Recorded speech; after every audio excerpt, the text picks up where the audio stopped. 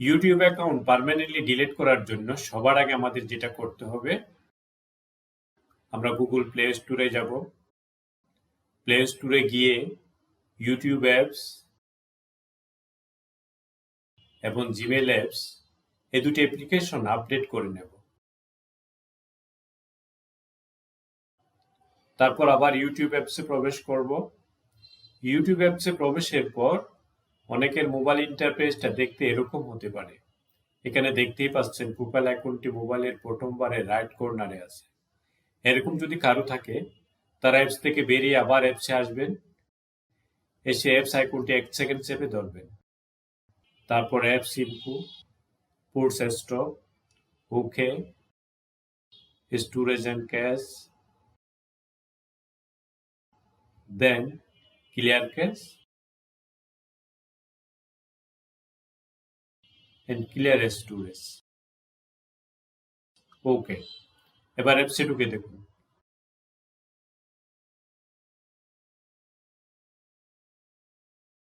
আমাদের প্রোফাইল আইকনটি টপ বারে রাইট কর্নারে চলে আসছে। একই সাথে আমরা দেখতে পাচ্ছি আমাদের যে কটি ইউটিউব চ্যানেল আছে সব কয়টা চ্যানেলের একটা পপ আপ আছে এখানে। এখন যে চ্যানেলটি আমরা ডিলিট করতে চাই ওটা সিলেক্ট করে দেব।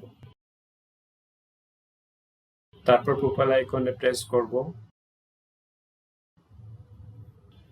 দেন manage your Google account, data and privacy, scroll down,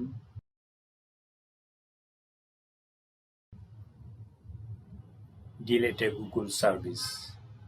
okay,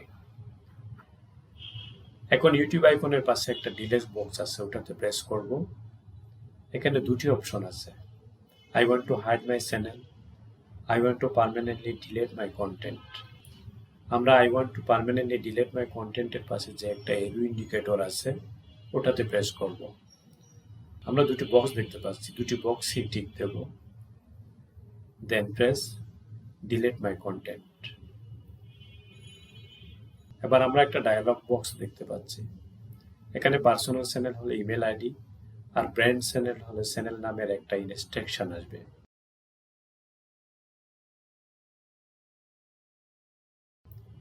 instruction fulfil করার পর ডিলিট মাই কন্টেন্টে প্রেস করুন।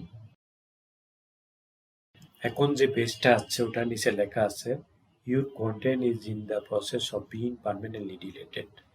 Usually this take a few minutes but can take up to a couple of days if you have a lot of content. অর্থাৎ আমাদের চ্যানেলটি স্থায়ীভাবে delete হওয়ার একটা প্রক্রিয়ার মধ্যে আছে। সাধারণত এটার সাথে সাথে ডিলিট হয়ে যায়, কিন্তু যদি আমাদের চ্যানেলে অনেক কন্টেন্ট থাকে সেক্ষেত্রে কয়েকদিন সময় লাগতে পারে।